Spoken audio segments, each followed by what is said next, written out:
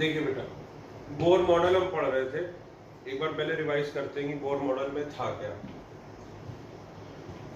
Bore ने क्या बोला था बताओ। पहला पॉइंट, कितनी ऑर्बिट्स होती हैं। पहला पॉइंट क्या था बेटा, इनफाइनाइट सर्कुलर ऑर्बिट्स होती है। क्या होती है बेटा, इनफाइनाइट सर्कुलर ऑर्बिट्स, जिसमें इलेक्ट्रॉन किसमें मूव करता है, फिक्स्ड सर्कुलर पाथ में। जिसमें इलेक्ट्रॉन किसमें मूव करता है, फिक्स्ड सर्कुलर पाथ में, इनफाइनाइट ऑर्बिट में होती है। ठीक है, तो क्या इनफाइनाइट ऑर्बिट में हर एक ऑर्बिट में इलेक्ट्रॉन रह सकता है? नहीं, इलेक्ट्रॉन केवल किसमें रह सकता है, सम स्पेशल ऑर्बिट्स। और उन स्पेशल ऑर्बिट्स को क्या बोलते हैं, स्टेशनरी ऑर्बिट्स। इन स्टेशनरी ऑर्बिट्स की क्या खास बात है कि इसमें एनर्जी क्या रहती है, कांस्टेंट। एनर्जी क्या रहती है, स्टेशनरी। एनर्जी क्या रहती है, कांस्टेंट, यानी ना ही एनर्जी कम होती है टाइम के साथ और ना ही एनर्जी बढ़ती है। इन ऑर्बिट्स में इलेक्ट्रॉन की एनर्जी क्या रहती है, कांस्टेंट। इसीलिए हर एक ऑर्बिट को, जैसे n बराबर 1 है, उसकी एनर्जी फिक्स होती है E1, n बराबर 2 इसकी एनर्जी E2, n बराबर 3 इसकी energy E3 and so on. इसलिए हर एक ऑर्बिट की एनर्जी भी क्या रहती है, fixed. Energy of each and every orbit is fixed, यानी इसमें कोई भी इलेक्ट्रॉन रहेगा फर्स्ट ऑर्बिट में, उसकी एनर्जी क्या होगी, E1। सेकेंड ऑर्बिट में कोई भी इलेक्ट्रॉन रहेगा, उसकी एनर्जी क्या होगी, E2। थर्ड ऑर्बिट में कोई भी इलेक्ट्रॉन रहेगा, उसकी एनर्जी क्या होगी, E3। इसीलिए हर एक ऑर्बिट को एक क्या बोलते हैं, एक मेन एनर्जी लेवल। क्या बोलते हैं, हर एक ऑर्बिट को मेन एनर्जी लेवल। जैसे n बराबर 1 तो इसको क्या बोलेंगे, first main energy level. n बराबर 2 इसको क्या बोलेंगे, second main energy level. n बराबर 3 इसको क्या बोलेंगे, third main energy level, and so on. ठीक, तो भाई बोर से पूछा गया तो भाई दो बातें अभी तक बताई। क्या, पहला कि कितनी ऑर्बिट्स होती हैं, इनफाइनाइट सर्कुलर ऑर्बिट्स। दूसरी बात, उसमें से इलेक्ट्रॉन किसमें रह सकता है, केवल स्टेशनरी ऑर्बिट्स में। स्टेशनरी ऑर्बिट्स में क्या होता है, एनर्जी क्या रहती है, कांस्टेंट। Energy is stationary. तो जितनी भी ऑर्बिट्स हैं उन सब की एनर्जी क्या है, फिक्स्ड है। जैसे n बराबर 1 उसकी एनर्जी क्या होगी, हमेशा E1, ना कभी कम होगी ना ज्यादा होगी। यानी जब भी इलेक्ट्रॉन इसमें रहेगा उसकी एनर्जी हमेशा क्या होगी, E1। n बराबर 2 इसमें जब भी इलेक्ट्रॉन रहेगा उसकी एनर्जी हमेशा क्या होगी, E2। n बराबर 3 इसमें जब भी इलेक्ट्रॉन रहेगा उसकी एनर्जी क्या होगी, E3। ठीक है, तो इसीलिए हर एक ऑर्बिट को क्या बोलते हैं, एक main energy level.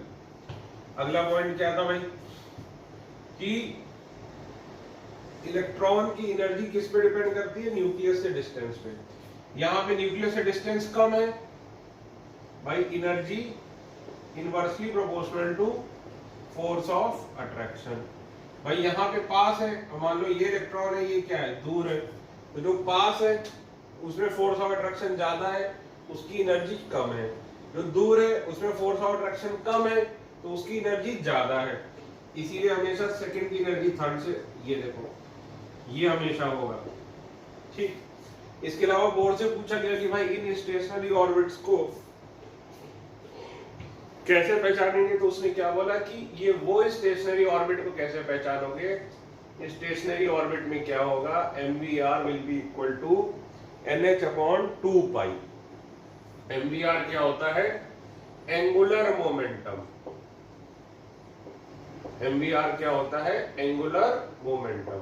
Angular momentum किसके इक्वल है, nh/2π के।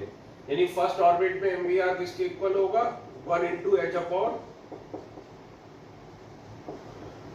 सेकेंड ऑर्बिट में क्या होगा, mvr is equal to 2 into h/2π। Third orbit में क्या होगा, mvr is equal to 3h/2π and so on. तो यानी एंगुलर मोमेंटम भी क्या हो गया, या तो h/2π या 2h/2π या 3h/2π। यानी एंगुलर मोमेंटम भी क्या हो गया, quantized. Angular momentum is also quantized. और एंगुलर मोमेंटम किस पे डिपेंड करता है? एनर्जी पे। तो एंगुलर मोमेंटम क्वांटाइज्ड है तो एनर्जी भी क्या है? क्वांटाइज्ड। तो ध्यान रखना, एनर्जी भी क्वांटाइज्ड है और एंगुलर मोमेंटम भी क्वांटाइज्ड है। अगला पॉइंट क्या था? इलेक्ट्रॉन की एनर्जी अपने आप ना कम होगी ना ज्यादा, लेकिन तुम बाहर से अगर रेडिएशन दोगे उसको तो वो एब्जॉर्ब करके क्या करेगा? ट्रांजिशन इलेक्ट्रॉन का मूवमेंट। मान लो ये En1 है, ये En2 है। N1 मतलब लोअर ऑर्बिट, N2 मतलब हायर ऑर्बिट। N1 मतलब लोअर ऑर्बिट, N2 मतलब हायर ऑर्बिट। तो अगर बाहर से एनर्जी दोगे तो वो क्या करेगा? एनर्जी एब्जॉर्ब करके किसमें चला जाएगा? हायर ऑर्बिट में। लेकिन हायर ऑर्बिट में क्या होगा? वो अनस्टेबल। हायर ऑर्बिट में क्या होगा बेटा? वो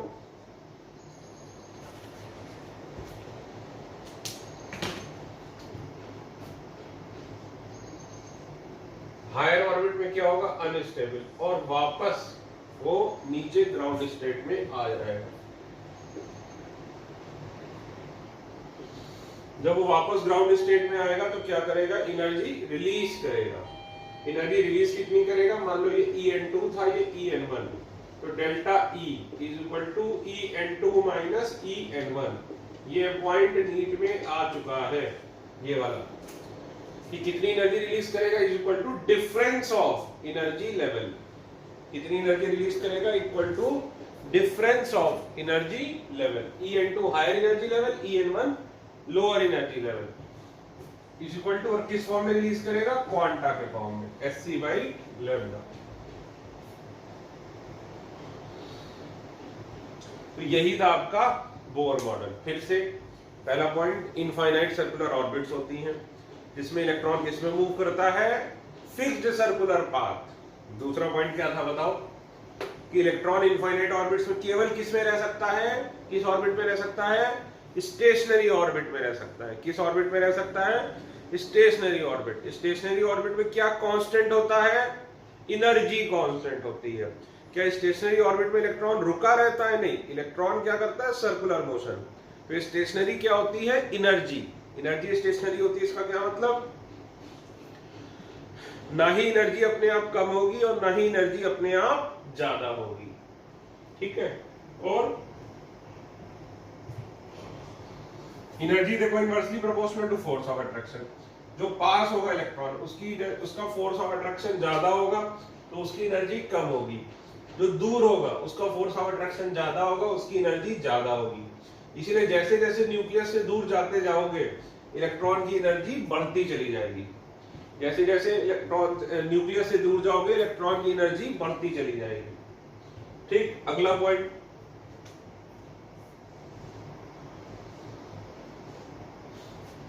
अपने आप इलेक्ट्रॉन की एनर्जी ना ही कम होगी ना ज्यादा, लेकिन तुम बाहर से अगर रेडिएशन दोगे, रेडिएशन किसकी फॉर्म में? हीट या फिर लाइट की फॉर्म में, तो इलेक्ट्रॉन ट्रांजिशन करेगा किसमें? हायर स्टेट में, हायर या फिर एक्साइटेड स्टेट, उसमें चला जाएगा। लेकिन उसमें बहुत अनस्टेबल रहेगा, तुरंत नीचे आएगा। नीचे आएगा तो एनर्जी रिलीज करेगा। कितनी एनर्जी रिलीज करेगा? Equal to En2 minus En1, और किसके फॉर्म में रिलीज करेगा? क्वांटा के। तो क्या लिख सकते हो इसको भी? Hν equal to Hc by lambda. ठीक। तो ये था हमारा बोर मॉडल। अब आज हम करेंगे इसका टफ पार्ट। टफ पार्ट क्या है? इसमें न्यूमेरिकल है, और ये बोर मॉडल दोबारा रिपीट होगा फिजिक्स में 12th के एंड में। फिजिक्स में ये फिर से आएगा 12th के एंड में। मतलब ये समझ लीजिए कि अभी 2-3 लेक्चर हम जो क्वेश्चन करेंगे वो अगर केमिस्ट्री में नहीं आए तो वो फिजिक्स में आ सकते हैं और बोर्ड में आ सकते हैं, क्योंकि ये 12th की फिजिक्स में है। 12th की फिजिक्स का बिल्कुल लास्ट पार्ट है मॉडर्न फिजिक्स, तो ये मॉडर्न फिजिक्स में आता है। जितना मैंने रेडिएशन आपको बोला, तो रेडिएशन तो मैंने आपको एक लेक्चर में ही करा दिया, लेकिन फिजिक्स में इसके कम से कम आप मान लीजिए 8 या 9 लेक्चर होंगे। अभी 12th वालों ने 1 महीने पहले ही रेडिएशन पढ़ा है, ठीक है। तो हेडिंग डालिए energy of electron according to Bohr model. अब हम बोर मॉडल के फॉर्मूले करेंगे, तो एक एक करके हम क्या देखेंगे, एनर्जी देखेंगे, रेडियस का फॉर्मूला देखेंगे और स्पीड का फॉर्मूला देखेंगे। तो लिखो energy of electron according to Bohr model.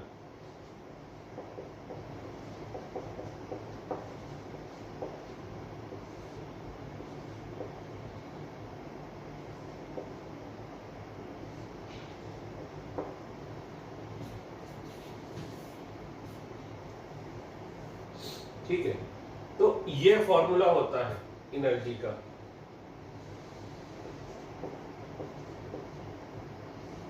ये फॉर्मूला भी नीट में पूछा जा चुका है। सर ये फॉर्मूला इतना बड़ा, इतना कठिन क्या, ये हमेशा याद रखना पड़ेगा बेटा, नीट में एक बार आया है ये। सर इसका प्रूफ क्या है, इसका प्रूफ तो दो, आपने तो डायरेक्ट फॉर्मूला लिख दिया, ऐसे हम कैसे मान लें, हम तो जेई वाले हैं। तो बेटा जेई वालों, इसमें इसके फॉर्मूले को प्रूफ करने के लिए जो फिजिक्स लगेगी वो 12th में आएगी। जब 12th में इलेक्ट्रोस्टैटिक्स पढ़ लोगे तभी तुम ये फॉर्मूला डिराइव कर सकते हो। उसी में आप सीखेंगे कि ये फॉर्मूला कैसे डिराइव, उसमें नहीं सीखोगे, मतलब उसके बाद ही मैं तुमको ये सिखा सकता हूँ, ठीक है। क्योंकि इसमें जो फिजिक्स लगेगी वो 12th की फिजिक्स लगेगी, इसलिए मैं अभी आपको इसमें नहीं करा सकता। तो अभी हमें डायरेक्टली इस फॉर्मूले को याद ही करना पड़ेगा। नीट वालों को जरूर याद करना है, क्योंकि नीट में ये क्वेश्चन आ चुका है। ABCD करके 4 ऑप्शन दिए थे, उसमें ये था, ठीक। अब देखो भाई m क्या है, इसमें लिखते चलो, मास ऑफ इलेक्ट्रॉन, जो कि कितना होता है 9.1 इंटू 10 की पावर -31 kg। E क्या है, charge on electron is equal to 1.6 into 10 की पावर -19 कूलॉम। H क्या है, प्लैंक्स कांस्टेंट, जिसकी वैल्यू क्या होती है बताओ, 6.6 इंटू 10 की पावर -34 जूल सेकेंड। फिर पाई आपको पता ही है, पाई क्या है भाई, पाई है 22/7। Z क्या है, atomic number of element, Z क्या है, एटॉमिक नंबर ऑफ एलिमेंट, ठीक है। N क्या है, नंबर ऑफ ऑर्बिट, कि भाई फर्स्ट ऑर्बिट है कि सेकेंड ऑर्बिट है कि थर्ड ऑर्बिट है। और En क्या है, energy of electron in nth orbit.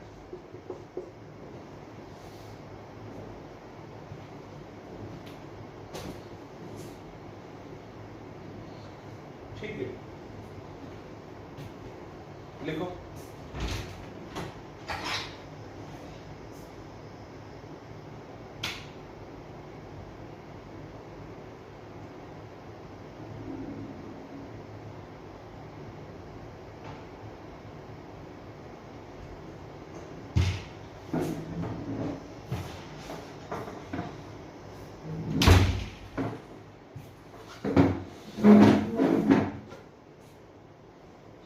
अब देखो, पहले तो लिखो एक नोट, यूनिट्स ऑफ एनर्जी। एक तो आपको पता ही है भाई जूल, दूसरा अर्जेस, 1 अर्जेस कितनी होती है 10 की पावर -7 जूल, ठीक है। तीसरा जो है वो है इलेक्ट्रॉन वोल्ट, जो हम सबसे ज्यादा यूज करेंगे, इसको EV लिखते हैं। तो एक इलेक्ट्रॉन वोल्ट कितना होता है 1.6 इंटू 10 की पावर -19, जितना चार्ज होता है उसके आगे क्या लगा दो, जूल। एक इलेक्ट्रॉन वोल्ट कितना होता है 1.6 इंटू 10 की पावर -19 जूल, ठीक। इस फॉर्मूले में अगर तुम देखोगे, सर ये एनर्जी माइनस क्यों आ रही है, सर माइनस साइन का क्या मतलब है, क्या टोटल एनर्जी माइनस भी हो सकती है किसी की? हमने तो सोचा था एनर्जी 0 ही हो सकती है, क्या एनर्जी माइनस भी हो सकती है? तो एनर्जी माइनस का सर मतलब क्या है? तो एनर्जी माइनस का यह मतलब है कि there is net force of attraction. जब भी तुम अब 11th-12th में एनर्जी तुम्हारे सामने जनरली माइनस में आती रहेगी, तो जब भी माइनस में एनर्जी आती है तो टोटल एनर्जी अगर माइनस में आती है तो इसका मतलब क्या होता है कि एनर्जी जो मतलब टोटल एनर्जी अगर माइनस में आती है तो इसका मतलब क्या है कि फोर्स ऑफ अट्रैक्शन वो बता रहा है। अगर टोटल एनर्जी नेगेटिव है इसका मतलब क्या है? There is force of attraction. तो फोर्स ऑफ अट्रैक्शन तो है भाई, न्यूक्लियस और इलेक्ट्रॉन के बीच में क्या है? Force of attraction. तो टोटल एनर्जी का साइन अगर नेगेटिव आता है कभी भी, अभी फिजिक्स में जब तुम समझ लो अक्टूबर नवंबर तक बहुत ज्यादा ये सब चीजें आएंगी, तो टोटल एनर्जी अगर नेगेटिव आती है तो उसका मतलब क्या है कि फोर्स ऑफ अट्रैक्शन है। ठीक, तो टोटल एनर्जी भाई ये हो गई। अब अगर तुम ये देखो सर ये कैसे नेगेटिव का मतलब फोर्स ऑफ अट्रैक्शन ही क्यों है, हम कैसे मान लें? हमने तो पढ़ा था काइनेटिक, भाई टोटल एनर्जी क्या होती है? Kinetic energy plus potential energy. Kinetic energy क्या होती है? Always positive, half mv²। लेकिन पोटेंशियल एनर्जी मान लो नेगेटिव है, ठीक है, तो कई बार क्या होता है कि टोटल एनर्जी भी नेगेटिव हो जाती है। और जब भी टोटल एनर्जी नेगेटिव होती है तो उसका एक ही मतलब है कि फोर्स ऑफ अट्रैक्शन है। जब भी टोटल एनर्जी नेगेटिव आएगी कभी भी, फिजिक्स में तो बहुत ज्यादा करोगे, अभी यही बात है कि ये चीज फिजिक्स में धीमे धीमे आएगी कि जब भी टोटल एनर्जी नेगेटिव है इसका मतलब क्या होता है कि there is force of attraction. ठीक है, तो अभी के लिए माइनस साइन का यही मतलब समझो कि there is force of attraction. अब देखो कि भाई इस फॉर्मूले में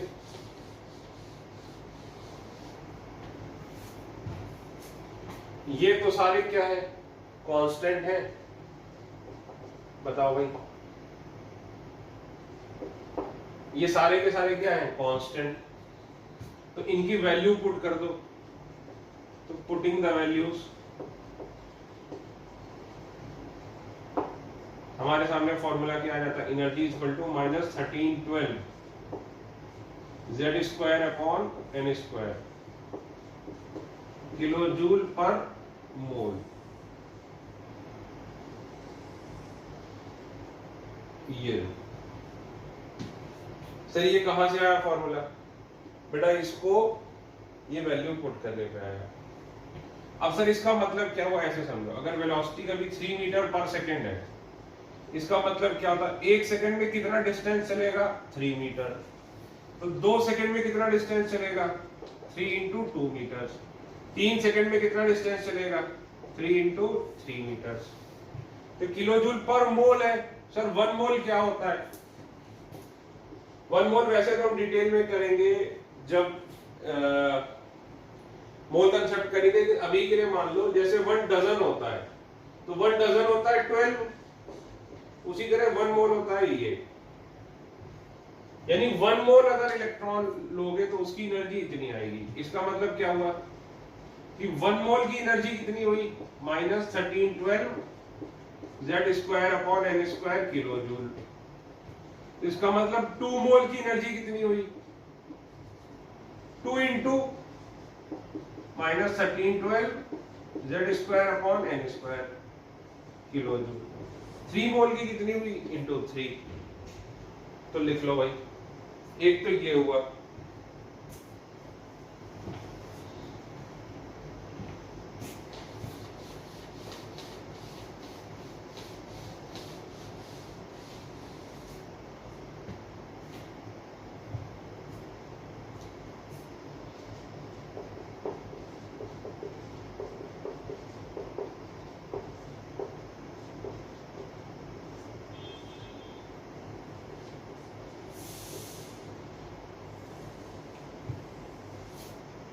एक मोल का क्या मतलब हुआ कि 1 मोल एटम्स में की एनर्जी इतनी है, 2 मोल एटम्स की एनर्जी इतनी होगी।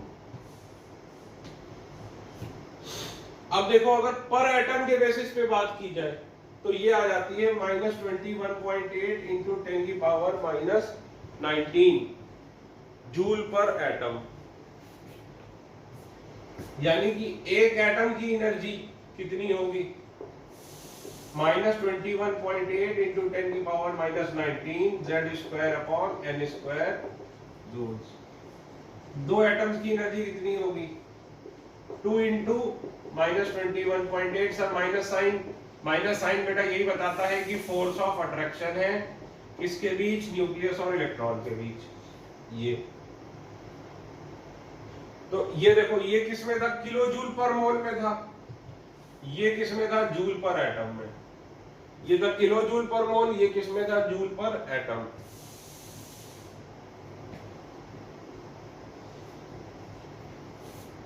तीसरा फॉर्मूला, 3 याद करने पड़ेंगे।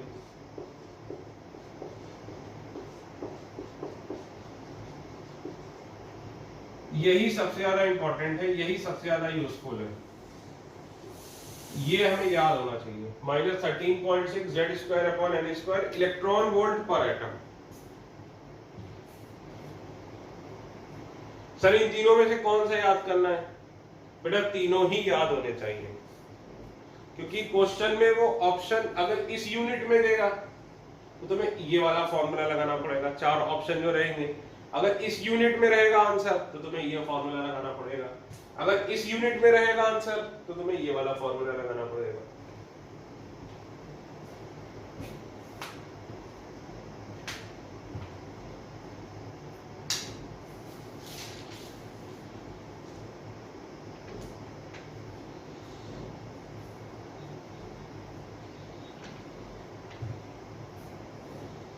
ठीक है,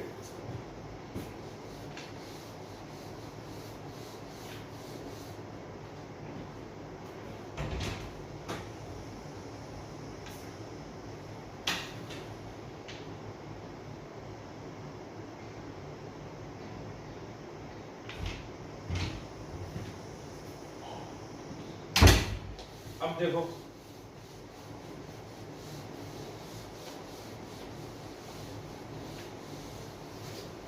एक बात ध्यान रखना कि जो बोर मॉडल है वो हमें बाद में पता चला कि बोर मॉडल इज वैलिड केवल किसके लिए वैलिड है बोर मॉडल, उन स्पीशीज के लिए जिसमें सिर्फ एक इलेक्ट्रॉन है। तो नोट करके लिखो, नोट लिखो कि later on we found that Bohr model is valid Later on we found out that Bohr model is valid only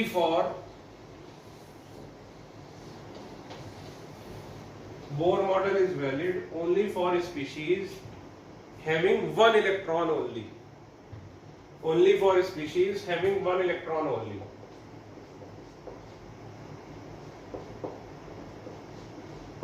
ये देखो, हाइड्रोजन का Z क्या होता है 1, हीलियम का 2, लिथियम का 3, बेरिलियम का 4। Z मतलब नंबर ऑफ प्रोटॉन्स। तो अब बोर मॉडल केवल किसके लिए एप्लीकेबल होगा, जिसमें नंबर ऑफ इलेक्ट्रॉन कितने होंगे, 1। तो ये हाइड्रोजन है तो इसमें Z=1 न्यूट्रल है, तो न्यूट्रल में नंबर ऑफ इलेक्ट्रॉन्स किसके इक्वल होते हैं, नंबर ऑफ प्रोटॉन्स के। अब हीलियम में तो 2 इलेक्ट्रॉन होंगे तो हीलियम प्लस कर दो, तो हीलियम प्लस में कितने इलेक्ट्रॉन हो जाएंगे, 1। लिथियम में 3 इलेक्ट्रॉन होंगे, अगर 1 इलेक्ट्रॉन कब होगा, जब लिथियम +2 होगा तो 2 कम हो जाएंगे।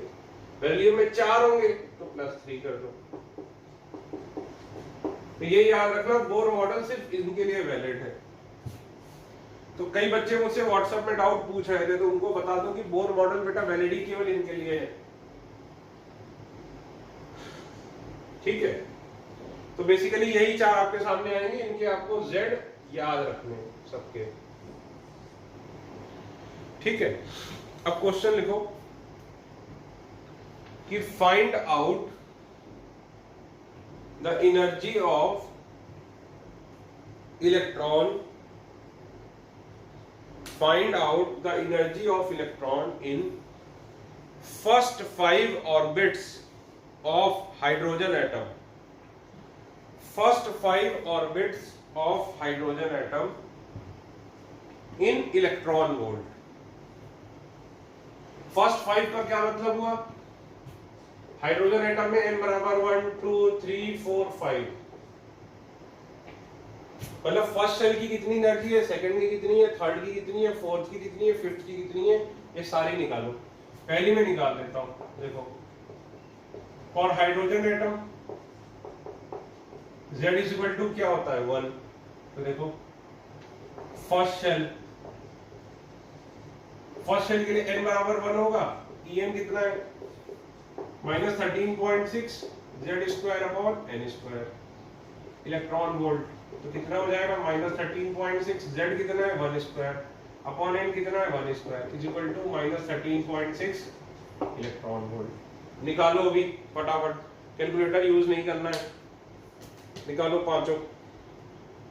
n बराबर 1 का मैंने निकाला, पांचों निकालो, n बराबर 2 3 4 5 निकालो। घड़ी देख के आपको मैं टाइम दे रहा हूं 2 मिनट का, निकालो फटाफट।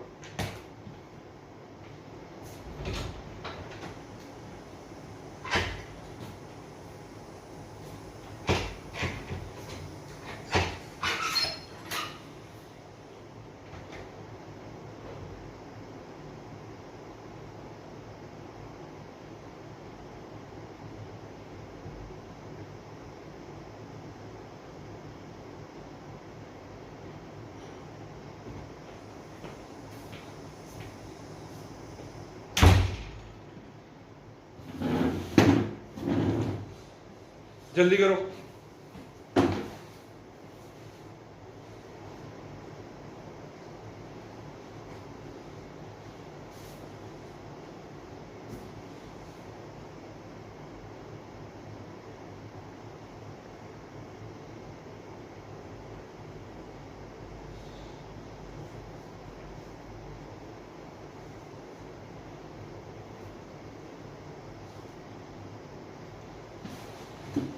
जल्दी करो, आधा मिनट और बचा है।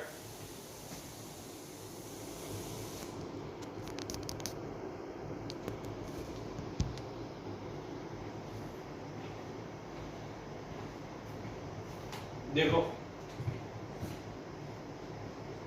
सेकेंड शेल n बराबर 2, En कितना हो जाएगा -13.6 1² अपॉन 2², तो ये आ जाएगा -3.4,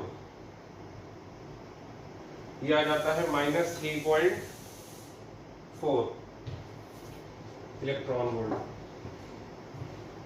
थर्ड शेल n बराबर 3, En कितना आ जाता है -13.6 1² upon 3² is equal to -1.5 electron volt. Fourth shell n बराबर 4, En -13.6 1² upon 4² is equal to -0.85 electron volt. Fifth shell n बराबर 5, En is equal to -13.6 1² upon 5², ये आ जाता है -0.54 इलेक्ट्रॉन वोल्ट।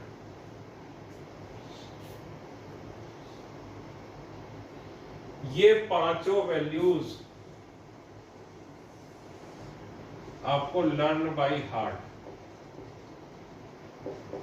कई क्वेश्चन ऐसे हैं जिसमें ये वैल्यूज याद होंगी तभी हो पाएगा, खास करके जो बच्चे बेटा जेई की तैयारी कर रहे हैं, और अभी नहीं तो फिजिक्स में आपको याद करनी पड़ेंगी ये वैल्यूज 12th में, क्योंकि ये वैल्यूज याद होंगी तभी आपसे सवाल होंगे, वरना आपसे सवाल नहीं होंगे। ये वैल्यू भी आपने याद करनी है, ठीक है। क्वेश्चन लिखो, find out the difference energy difference between successive energy levels. Find out the energy difference between successive energy levels. Sir इसका मतलब क्या हुआ? इसका मतलब हुआ आप निकालिए कि सेकंड और फर्स्ट में कितना डिफरेंस है, E2 माइनस E1। थर्ड और सेकंड में कितना डिफरेंस है, मतलब आपने निकालना है E2 minus E1, E3 minus E2, E4 minus E3, E5 minus E4 निकालो। एनर्जी डिफरेंस निकालो सबका, और फिर ये बताओ कि मैंने क्यों निकलवाया, इसका मतलब क्या है। जो एनर्जी डिफरेंस आ रहा है उसका मतलब क्या है, निकालो एनर्जी डिफरेंस।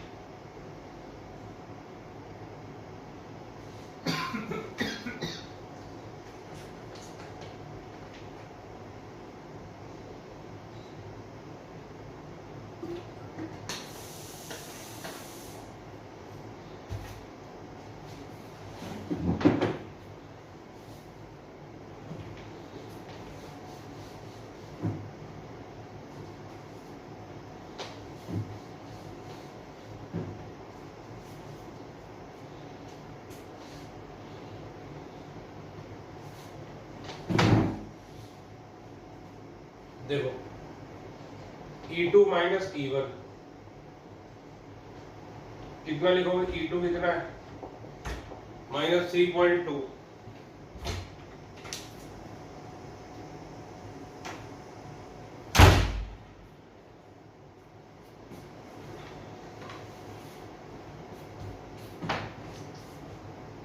E2 कितना माइनस 3.2 माइनस E1 कितना है 13.6, तो ये क्या हो गया माइनस माइनस प्लस, ये माइनस 3.4 है, सॉरी कितना हो गया प्लस 10.2 इलेक्ट्रॉन वोल्ट, यानी E2 माइनस E1 कितना हो गया ये। अब देखो E3 माइनस E2, E3 कितना है माइनस 1.5 माइनस E2 कितना है माइनस 3.4, तो ये कितना हो जाएगा माइनस माइनस प्लस हो जाएगा 1.9, E4 minus E3 minus 0.85 minus 0.15, तो माइनस माइनस प्लस हो जाएगा, ठीक है, तो ये कितना आ जाएगा 0.65, 0.65 की 0.7, ठीक है, नहीं 0.65 ही आएगा, सॉरी। फिर E5 माइनस E4 यानी माइनस 0.54 माइनस 0.85, तो ये आ जाएगा प्लस 0.31। तो इस डेटा से आप क्या इंटरप्रेट कर सकते हो, ये तो डेटा आया, अब मुझे इसका इंटरप्रिटेशन बताओ, ये जो हमने निकाला इसका मतलब क्या हुआ, सोच के बताओ इसका मतलब क्या हुआ। निकाल तो लिया सर, ये निकालने में क्या, निकालने में तो ये 6 का बच्चा भी निकाल लेता, इसका मतलब बताओ तो पता चले 11th के।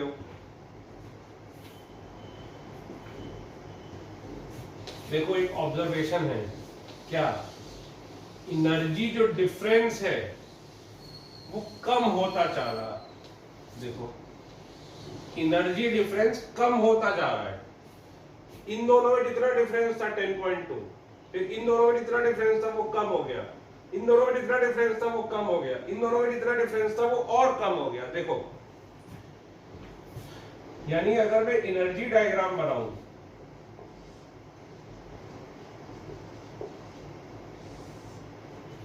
तो देखो ये n बराबर 1, एनर्जी कितनी है माइनस 13.6, n बराबर 2, तो एनर्जी कितनी है माइनस 3.4, इसके बीच में गैप कितना है 10.2, ठीक है। अब बताओ E3 E2 के बीच में गैप कम हो गया, E3 कितना था माइनस 1.5,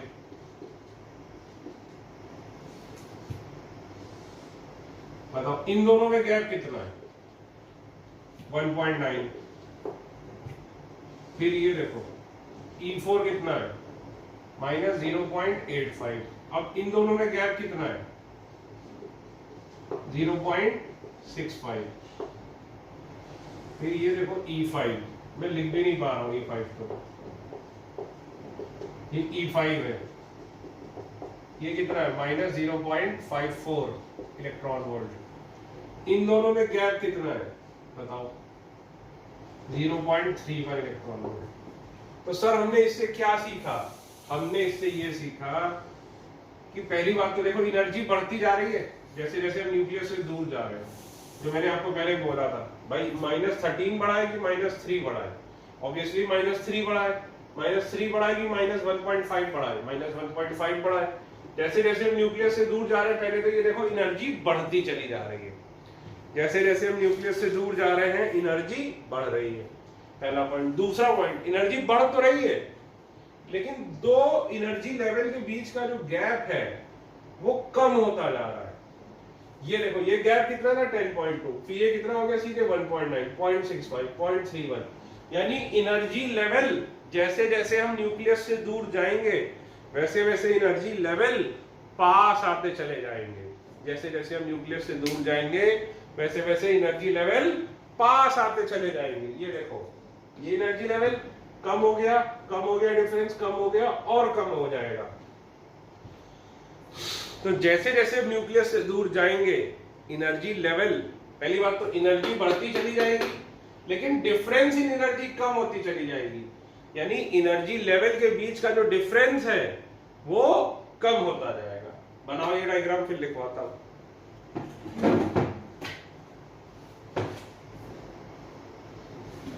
डायग्राम बनाओ फटाफट।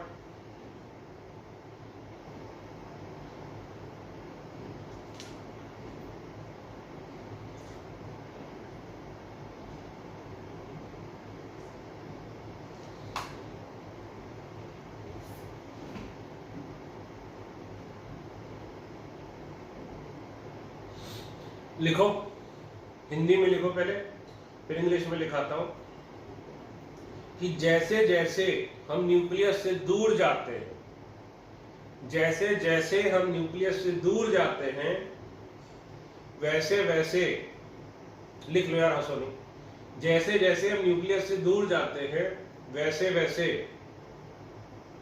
एनर्जी लेवल का डिफरेंस कम होता चला जाता है। वैसे वैसे एनर्जी लेवल का डिफरेंस कम होता चला जाता है। जैसे जैसे हम न्यूक्लियस से दूर जाते हैं वैसे वैसे एनर्जी लेवल का डिफरेंस कम होता चला जाता है। इसी को इंग्लिश में लिख लो, लिखो the difference of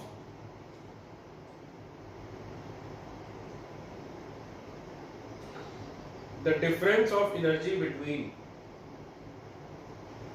the difference of energy of electron between the difference of energy of electron between adjacent energy levels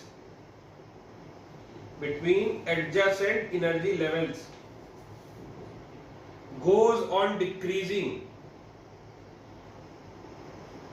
Adjacent energy levels goes on decreasing with increase in distance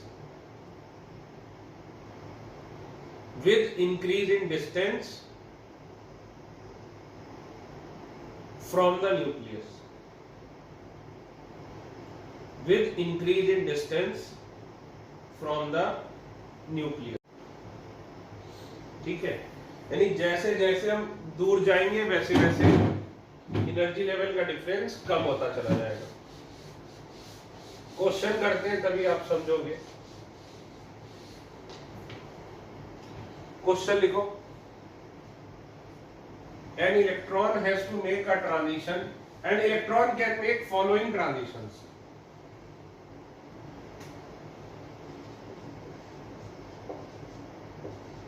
An electron can make following transitions।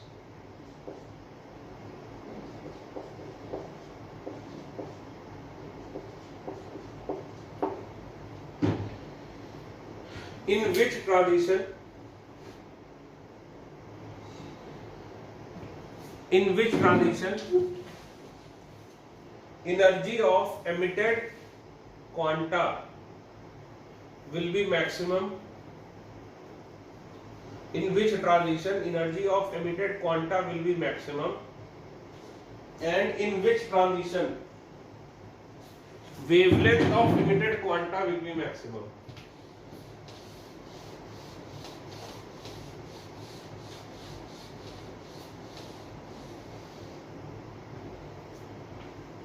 करिए, 1 minute देता हूं, hint दे रहा हूं, diagram बना के करोगे तो ज्यादा अच्छा रहेगा।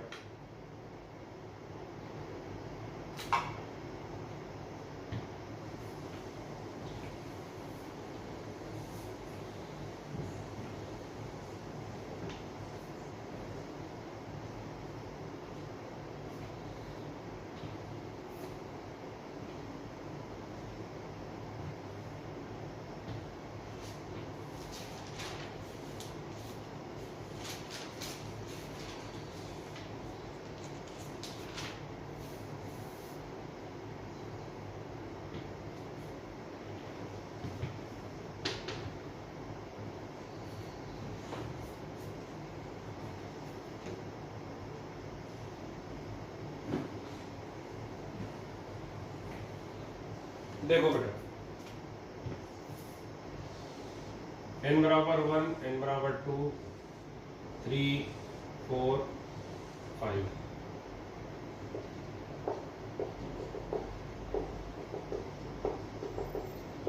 देखो गैप कम होता जा रहा है। अब खुद बताओ, 2 से 1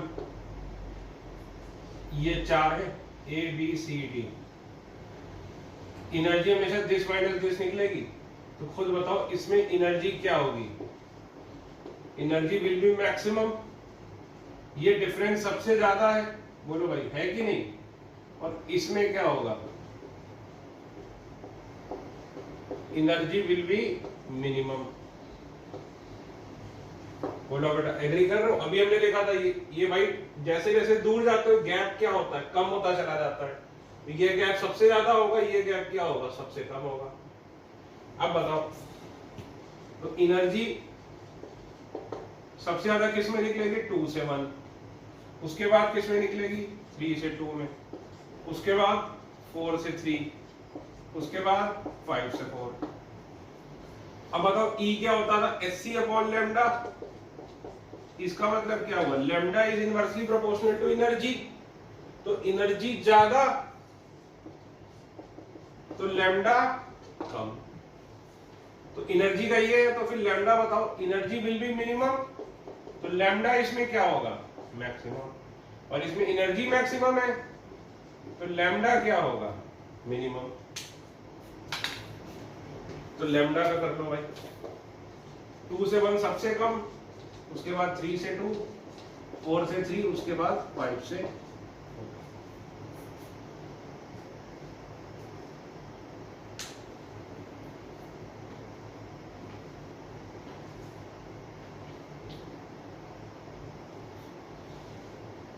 ठीक है, ये बड़ा इंपॉर्टेंट सवाल है, इसको बड़े तसल्ली से समझना।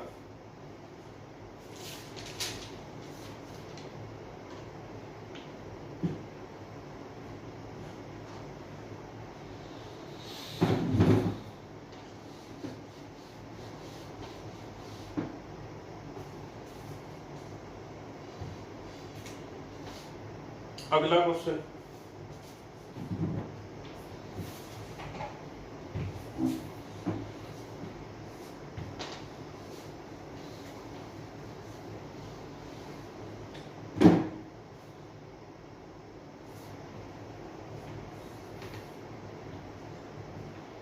an electron can make following transitions.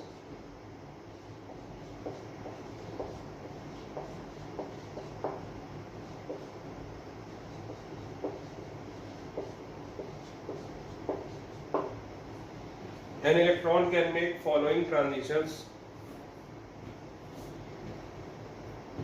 In which transition? वही सवाल है। Energy will be maximum. And in which transition lambda will be maximum?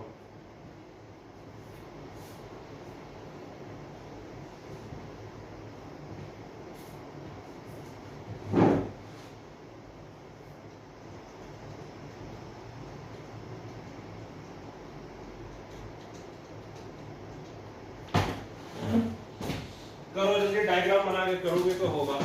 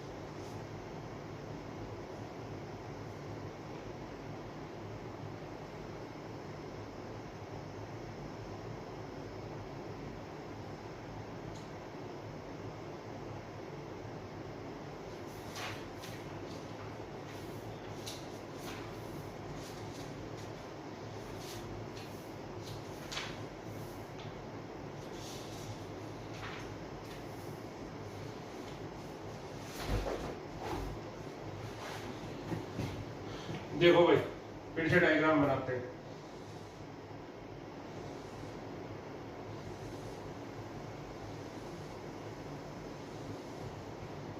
n बराबर 1, n बराबर 2, 3, 4, 5।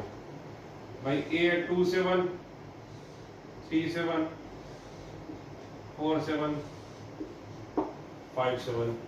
ठीक, अब तुम मुझे खुद बताओ, ये हो गया A, B, C, D, किसमें एनर्जी गैप सबसे ज्यादा लग रहा है? भाई ये ज्यादा है, ये उससे ज्यादा है, ये उससे ज्यादा है, ये और ज्यादा है। तो खुद बताओ इस वाले में एनर्जी क्या होगी? Will be maximum. इसमें लैम्डा क्या होगा? मिनिमम। इसमें देखो ये सबसे कम है, तो इस वाले में क्या होगा? एनर्जी विल बी मिनिमम, तो लैम्डा क्या होगा? मैक्सिमम। देखो इस सवाल में फर्क है। इसमें देखो कहां से कहां आ रहे थे, इसमें कहां से कहां आ रहे हैं। तो इस टाइप के सवाल आप डायग्राम बनाकर ही कर सकते हैं। और देखो ये करने के लिए वैल्यू की जरूरत हमें नहीं पड़ी, नहीं इस सवाल को करने के लिए, नहीं इस सवाल को करने के लिए, क्योंकि ये देखो हमें पता है एनर्जी लेवल का डिफरेंस कम होता जाता है, ये पास आते चले जाते हैं। ये कम है, ये और ज्यादा। अगर दिक्कत है, अगर आपको ये नहीं समझ में आया तो E5 माइनस E1 करके देख लो। भाई जब ये निकलेगा तो कितना निकलेगा? E5 माइनस E1, और ये कितना निकलेगा? E2 माइनस E1 करके देख लेना। ठीक है, अगला सवाल।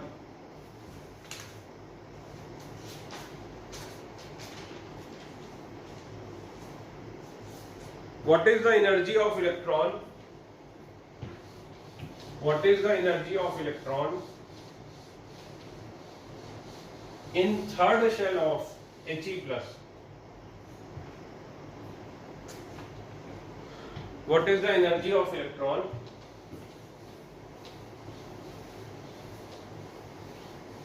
in third shell of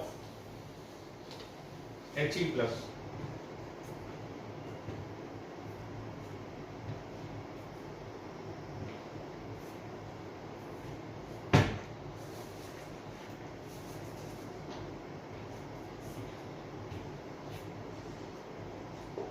Third shell of He plus.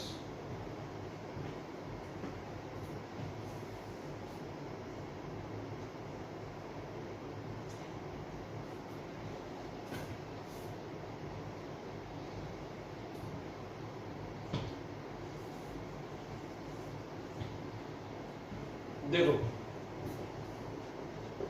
और He प्लस Z बराबर 2, N बराबर क्या दिया है? 3। तो देखो En कितना लिखोगे? Minus 13.6 Z square upon N square लिखोगे। इसको लिख सकते हो 13.6 N square into Z square, तो माइनस 13.6 अपॉन N स्क्वायर यानी 3 स्क्वायर इंटू Z कितना है? 2 स्क्वायर। अब याद करो ये हाइड्रोजन में कितना होता था थर्ड शेल की एनर्जी? चाहो तो कैलकुलेट कर लो, चाहो तो याद करके रख लो। -1.5 था इंटू 4 तो -6 इलेक्ट्रॉन। भाई ये भी हाइड्रोजन का करा था, ये हाइड्रोजन की ये वैल्यू याद है तो जल्दी हो जाएगा, याद नहीं है तो डिवाइड करना पड़ेगा। Last question, what is the energy of electron in fourth shell of Li+2?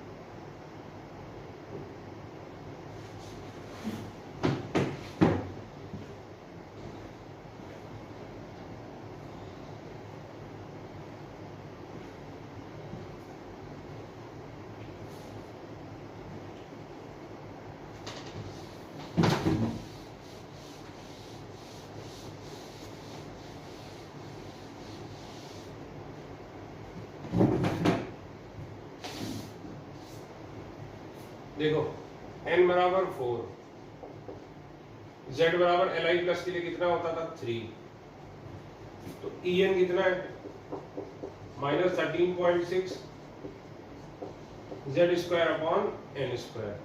ठीक है। तो ये बेटा कितना लिख सकते हो -13.6 n² इंटू z²। इससे फायदा क्या है, कैलकुलेशन कम हो जाता है बस।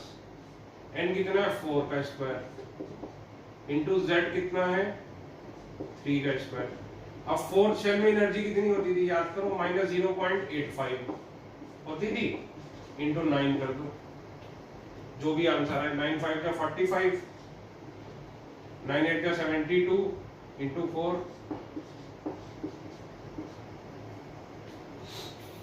ठीक है। तो देखिए बोर मॉडल बहुत इंपॉर्टेंट है, उसमें सवाल ही आने हैं। और आज हमने एनर्जी की, नेक्स्ट लेक्चर पे हम करेंगे रेडियस और वेलोसिटी। आज का लेक्चर बहुत ज़्यादा इंपॉर्टेंट था, इस पे जो खास करके 2 सवाल कराए थे जिसमें डायग्राम बनाया था, उसको बहुत अच्छे से दिमाग में बैठाना, कम से कम 3-4 बार उसको करिए, जिसमें एकदम दिमाग में आपके पिक्चर उसकी क्लियर हो। ठीक, थैंक यू।